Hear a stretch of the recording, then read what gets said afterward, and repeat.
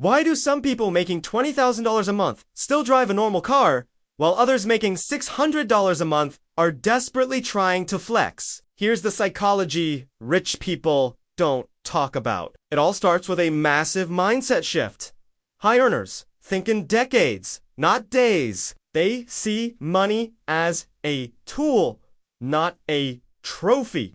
Their goal isn't to show off their wealth at ESC, to protect it and make it grow. They understand that lifestyle creep where your spending increases every time your income does is the single biggest destroyer of long-term freedom. I once asked a wealthy friend, "Do you remember the first time you decided to stop buying things just to look successful?" He said, "Yes. It was the day I realized buying liabilities was slowing me down from my real goals." This leads to the second point, the psychology of wealth preservation. For them, the fear of going backwards is far greater than the desire to show off. They've seen all the stories of lottery winners and athletes who went broke, and they learned from those mistakes. They hate unnecessary risk, which is why they save so aggressively. To them, savings equals safety. Investments equal freedom. Think about it. I know a guy who was earning $15,000 a month. Instead of upgrading his life, he saved 60% of his income, invested it wisely, and managed to retire at just 38.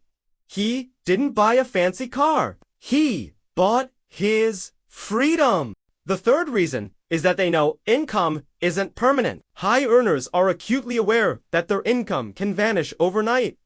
A job loss, a recession, an unexpected health crisis. So, they prepare for the worst. They live like anything can happen tomorrow, because it can. They build buffers, huge emergency funds, diversified investments, and multiple streams of passive income.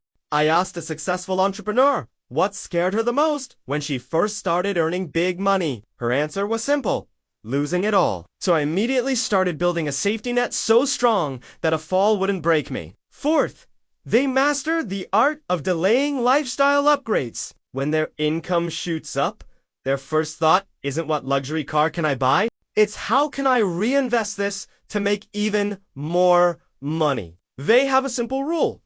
They only buy nicer things when their passive income can pay for it, not their active income. A lot of them live by the motto, if you can't buy it twice, you can't afford it. I know an entrepreneur who lived in a cheap, tiny apartment for 7 years while building his company. When he finally sold it, he bought a beautiful house for his family in cash. 7 years of discipline for a lifetime of security.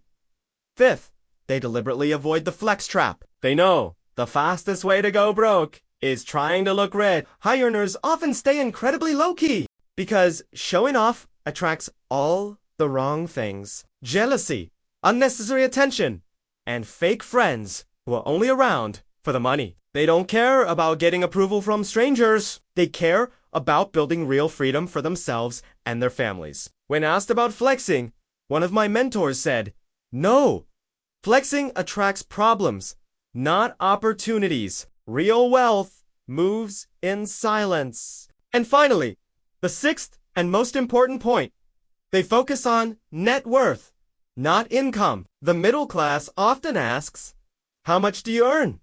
The wealthy ask, "How much do you keep?" They are obsessed with tracking their net worth, their investment portfolio, and their cash flow. Income is just one part of the equation.